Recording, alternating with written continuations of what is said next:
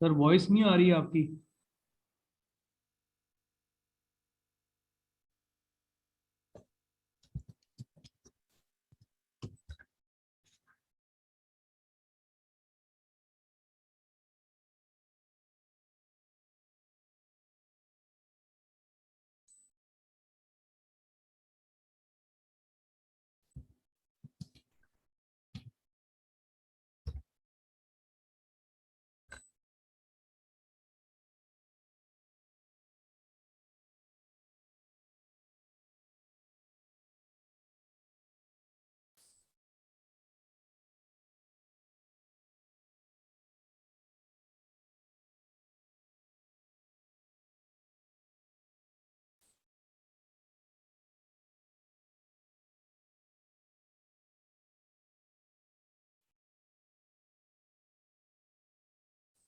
Okay, अब आ रही है आप लोगों को आवाज? जी सर आ रही है। यार बहुत कुछ बोल दिया मैंने तो। अच्छा जी, मैं आप लोगों को इंपॉर्टेंट बात बता रहा था कि हमने जब रेक एंगल की बात की थी तो हमने रेक एंगल की बात करते हुए बोला था कि rake angle is determined when you cross section the file along the long axis. ठीक है, when you cut the file perpendicular to the long axis. ये लॉन्ग एक्सिस पे आपने कट किया फाइल को और आपने देखा now the angle formed by the leading edge with the radius of the file was the rake angle. It could be negative or positive. Now to calculate the cutting angle, what you do is you cross section the file perpendicular to the blade of the file. ठीक है, blade of the file, जो ये blade of the file है इसके perpendicular आप cross section कर रहे हैं। देखें, नजर आ रहा है आपको, ये क्रॉस सेक्शन परपेंडिकुलर किया। Now now what you will see के the angle formed by the cutting edge with the tangent to the radicular wall at the point of contact with the radicular wall will be called as the cutting angle, and the clearance angle would be the angle formed by the trailing edge with the tangent to the radicular wall will be called as the clearance angle. ठीक है जी, तो ये हमने बात कर ली cutting angle की, clearance angle की। Now बात कर लेते हैं पिच की।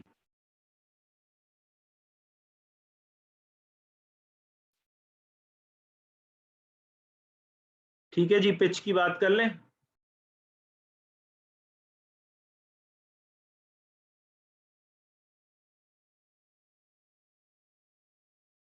कौन बताएगा पिच क्या होता है?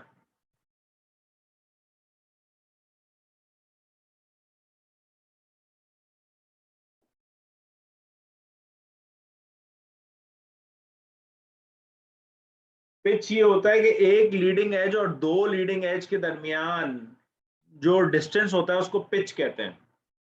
यानी कि लेट सपोज,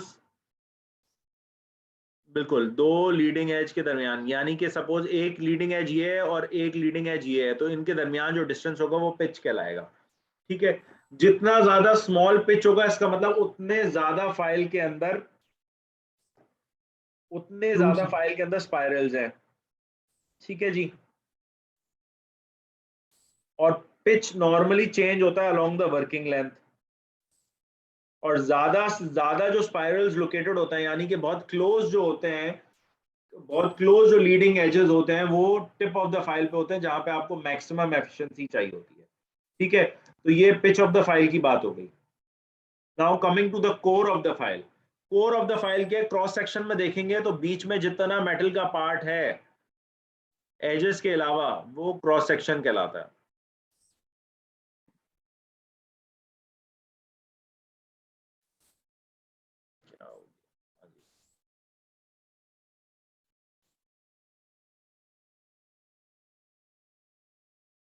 ये देखें, ये देखें, ये कोर है, ये जो है ये सेंट्रल कोर है, ये लीडिंग एज है। ठीक है जी, और ये सेंट्रल कोर है। तो सेंट्रल कोर के लॉन्गिट्यूडनल सेक्शन में, अगर आप लॉन्गिट्यूडनल में जैसे लॉन्ग एक्सेस की फाइल को अगर क्रॉस सेक्शन करें तो थ्रू द सेक्शन जो आपको नजर आएगा मटेरियल वो कहलाएगा कोर। ठीक है जी, अच्छा, कुछ out of the order, out of the किताब बातें करने लगा हूं कटिंग एंगल और रेक एंगल के हवाले से। एक फाइल में ऐसा भी हो सकता है कि कटिंग एंगल और रेक एंगल दोनों ही एक हों, यानी कि दोनों ही अक्यूट हों। और ऐसा भी हो सकता है कि मैंने रिकॉर्डिंग शुरू कर दी थी। और कटिंग एंगल, ऐसा भी हो सकता है कि एक फाइल में कटिंग एंगल और रेक एंगल दोनों अलग हो, यानी कि रेक एंगल अक्यूट हो और कटिंग एंगल थोड़ा सा ऑप्ट्यूट, थोड़ा सा लेस अक्यूट हो। ये कब होता है? जितनी भी सिमेट्रिक फाइल्स होंगी, सिमेट्रिक फाइल्स का मतलब क्या हुआ कि उनकी उनका उनकी उनकी सिमेट्री होगी क्रॉस सेक्शनल डिजाइन में। यानी क्रॉस सेक्शनल डिजाइन जैसे जैसे टेपर बढ़ता है, जैसे जैसे फाइल ऊपर बढ़ती जाती है कि सिमिलर रहता है क्रॉस सेक्शनल डिजाइन, तो वो फाइल्स में क्लियरिंग कटिंग एंगल और रेक एंगल सेम होगा। लेकिन उन फाइल्स में जिसमें एसिमेट्रिकल क्रॉस सेक्शन होगा, उनमें कटिंग एंगल और क्लियरेंस एंगल अलग होगा। ठीक है, इन्होंने ये पिक्चर्स में दिखाया हुआ भी, मैंने डाला हुआ भी है, ये देखें। ये दिखा रहे हैं पहले प्रोफाइल का कि ये इसका रेक एंगल है और ये इसका कटिंग एंगल है। ठीक है, याद रहे कटिंग एंगल किस तरह निकालते थे? कटिंग एंगल निकालते थे वॉल से टेंजेंट लेकर। ठीक है, वॉल से टेंजेंट लेते हैं, कटिंग एज का या लीडिंग एज का उसका जो एंगल निकलता है उसको कहते हैं। तो ऐसा भी हो सकता है कि रेक एंगल और कटिंग एंगल सेम हो, और ऐसा भी हो, देखें इसमें प्रोफाइल में दोनों में सेम है, दोनों अक्यूट है, ये देखें दोनों अक्यूट है। ठीक है जी, इधर भी अगर आप देखते हैं तो ये हीरो फाइल है, इसमें क्रॉस सेक्शनल डिजाइन ये देखें, ये एक क्रॉस सेक्शन पे ऐसा ऐसा शेप है, एक क्रॉस सेक्शन पे ऐसा शेप है। तो जब भी क्रॉस सेक्शनल डिजाइन वेरी करता है along the length of the file, तो रेक एंगल और कटिंग एंगल डिफरेंट हो जाता है। इसमें देखें रेक एंगल दिखा रहे हैं, इसमें देखें वो दिखा रहे हैं, और लिखा हुआ भी है यहाँ पे कि with asymmetrical fluid rake angle, red line angle on the left image there is different from its cutting angle. The cutting angle is less negative than the rake angle. ये देखें, ये नेगेटिव रेक एंगल है, और देखें ये less negative rake angle है ये भी नेगेटिव ही, लेकिन ऑप्टियूज की तरफ नहीं जा रहा, तो हम इसको लेस नेगेटिव बोल रहे हैं। तो ये छोटा सा पार्ट है, शायद ऊपर से गुजर जाए, लेकिन ये बात ध्यान में रखिएगा कि एक कटिंग एंगल और जो सिमेट्रिकल फाइल्स होती हैं, याद रखने वाली बात यह है कि जो सिमेट्रिकल फाइल्स होती हैं उनके कटिंग एंगल और रेक एंगल सेम होते हैं, और जो एसिमेट्रिकल फाइल्स होती हैं उनके कटिंग एंगल और रेक एंगल डिफरेंट हो सकते हैं। ठीक है जी, रिवाइज कर लें कि छुट्टी करें? कुछ समझ में आया कि कुछ नहीं आया समझ में? तो आगे आ गया है? चलो जल्दी से फिर सुना दो कटिंग एंगल की definition.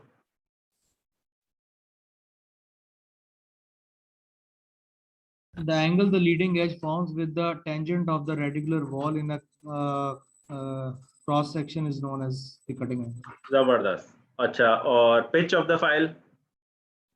The distance between the two leading edges is known as the pitch of the file. Flute of the file? uh, the groove between the two cutting edges is known as जबरदस्त, the groove fluid of the file. जबरदस्त। Cut blade cutting edge? The area with the greatest diameter that follows the groove is known as the cutting or blade. जबरदस्त, छा गए आप, जबरदस्त भाई। ठीक है, तो ये टॉपिक हो गया कवर। ठीक है, कटिंग एंगल में क्रॉस सेक्शन वाली बात रिपीट कर दें। अच्छा हाँ ठीक है, ये बात मैंने किताब में भी नहीं लिखी हुई, देखें एक फाइल को जब, यार मैं तस्वीर में ड्रॉ करके बताता हूँ, ये इसमें मेरा ये चल नहीं रहा, पता नहीं क्या हो गया एकदम इसको। देखें, अगर आप एक फाइल को लेके क्रॉस सेक्शन पे लॉन्गिट्यूडनली फाइल पड़ी हुई है, longitudinal along the long axis पड़ी हुई है, उसको आपने सेक्शन कर दिया यहां से। जब सेक्शन कर दिया और उठाकर यूं करके देखा, तो अब आप उसका जो निकाल रहे हैं angle, radius of the file से लेके लीडिंग एज तक का जो एंगल है वो निकाल रहे हैं आप, वो उस एंगल को कहते हैं रेक एंगल। अब अगर आपको कटिंग एंगल निकालना है तो आप उसको लॉन्ग एक्सिस पे उसको नहीं करेंगे क्रॉस सेक्शन, आप उसको लॉन्ग एक्सिस पे क्रॉस सेक्शन अगर करेंगे तो आपको सही नहीं मिलेगा। आप अलोंग परपेंडिकुलर, आप यहाँ पे भी लॉन्ग एक्सिस पे रखते हुए परपेंडिकुलर ही क्रॉस सेक्शन तो होता ही परपेंडिकुलर है। अगर आप ये पिक्चर देखें, अगर मेरा स्टाइलिश चल गया, ये देखें, ये अगर आप इस फाइल को ये क्रॉस सेक्शन कर देते हैं, ठीक है, और आप उठाकर इसको देखते हैं तो ये कुछ इस तरह की नजर आएगी फाइल, ठीक है। इसका एंगल अगर आपको निकालना है अब, तो आप इसके रेडियस से एंगल निकाल सकते हैं, यानी कि अगर हम इसका ये रेडियस बन जाता है और ये इसका यूं एंगल निकाल लेते हैं, तो हम ये बोलेंगे कि ये ऑब्ट्यूज एंगल बन रहा है, ठीक है जी। लेकिन अगर आपको कटिंग एंगल निकालना है तो आपको ये जो ब्लेड जा रहा है इसके 90 डिग्री पे करना पड़ेगा, इसको क्रॉस सेक्शन करना पड़ेगा एट द यू। 90 हो गया ना, देखें,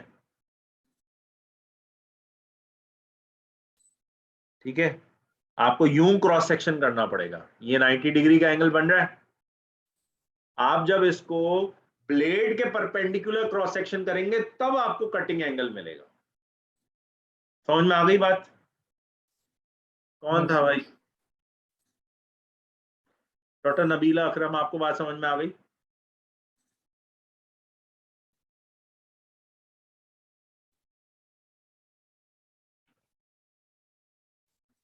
चलो शुक्र अल्हम्दुलिल्लाह। छुट्टी सर करें ये अब? हाँ जी। सर ये अभी आईएमएम में रीसेंट अटेम्प्ट में ना भी एक फाइल्स की फीचर्स के ऊपर एक क्वेश्चन आया था, तो वो हम फिर बेशक इस चैप्टर के एंड पे कर लेंगे डिस्कस वो। नहीं सर, मैं आपको बीच में ही बता दूंगा, किताब का सवाल है, वेव वन और रेसिप्रोक के दरमियान डिफरेंस आया है, जी रेसिप्रोकेशन के सर। फीचर आए हैं, ये तो किताब का सवाल है, किताब में लिखा हुआ है, किताब सामने पड़ी हुई है आपके। जी सर। चलें जी, पेज खोल लें फिर हम छुट्टी करेंगे। Page number 232, 11th edition. ठीक हो गया। ठीक है, वेव वन और रेसिप्रोक आ गया। जी सर। बस इस पैराग्राफ को पढ़ लें, इसमें रेसिप्रोकेशन के बारे में बताया हुआ भी है कि रेसिप्रोकेशन का एडवांटेज क्या होता है, कि वो कनाल थ्रेडिंग से बचा लेता है, ठीक है, थ्रेडिंग इन द कनाल से बचा लेता है। डिसएडवांटेज भी लिखा हुआ है कि वो एपिकल डेब्री पुश कर देता है, ठीक है। और ये भी लिखा हुआ है कि ये होता क्या है रेसिप्रोकेशन, कि आपने इसमें दो एंगल्स होते हैं, एक फॉरवर्ड एंगल होता है और एक रिवर्स एंगल होता है, ठीक है, क्या क्लॉकवाइज या काउंटर क्लॉकवाइज एंगल होता है। ये दोनों एंगल भी लिखे हुए हैं कि काउंटर क्लॉकवाइज कितना होता है, क्लॉकवाइज कितना होता है। 150 counter clockwise, 150 to 170 sir counter clockwise होता है, 30 टू 50। टिपिकल इंस्ट्रूमेंट्स की सब हेडिंग में लिखा हुआ है जो। जी जी जी जी जी जी, ठीक है, थैंक यू। ठीक है, यहीं से सवाल आया है। आप ये इसको, ये तो इंशाल्लाह मैं टॉपिक कवर करवाऊंगा। असल में इतना बड़ा टॉपिक है और इसके अंदर ये बीच बीच में ऐसी ऐसी चीजें आ जाती है ना कि ये तो बहुत टाइम ले लेती हैं। अब हमारे आज ये सिर्फ और सिर्फ ये बेसिक फीचर्स पे हुआ है। अब मसला क्या है कि इसको रटना बहुत आसान है, 10 दफा रट्टा लगा लेंगे, 10 दफा भूल जाएंगे। मैं चाहता हूं कि एक कॉन्सेप्ट बन जाए ताकि जिंदगी में कभी भी कोई भी फाइल सामने रख देना तो आपको उसका, आप फाइल सामने रख के उसको बता सकें, यार ये रेक एंगल होता है, ये कटिंग एंगल होता है, ये यूं होता है, ये यूं होता है, ये यूं होता है, ये यूं होता है, ताकि आपको अपने इंस्ट्रूमेंट्स के बारे में तो पता हो। अगर आपको अपने इंस्ट्रूमेंट्स के बारे में ही कम नॉलेज होगी तो आप फिर कैसे कैसे आगे चलेंगे। हमारी तो डिग्री पे भी अब तो एंडोडोंटिस्ट कर दिया हमें, restorative and endodontic, restorative endodontic specialist कर दिया हमारी डिग्री का नाम, ऑपरेटिव एंड एंडोडोंटिक। तो भाई तो ये तो सारी चीजें करनी पड़ेंगी। बहुत स्लो चल रहे हैं, मैं आप लोगों से कोशिश करूंगा कि मैं वीक डेज में इसको निपटा दूं। आगे मुझे ऑब्जर्वेशन भी करवाना है, मुझे रीट्रीटमेंट भी करवाना है। There is lot on my plate right now and I have to cover it fast.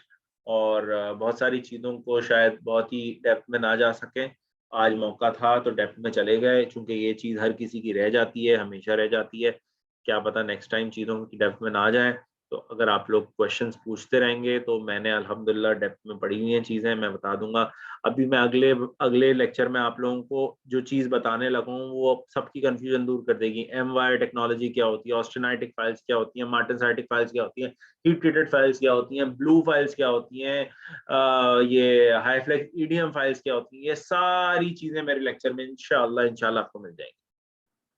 ठीक है जी, तो अल्लाह हाफिज, ख्याल रखिएगा अपना, एंजॉय करिएगा वीकेंड को, फिर मिलते हैं इंशाल्लाह। सो अल्लाह हाफिज। ओके।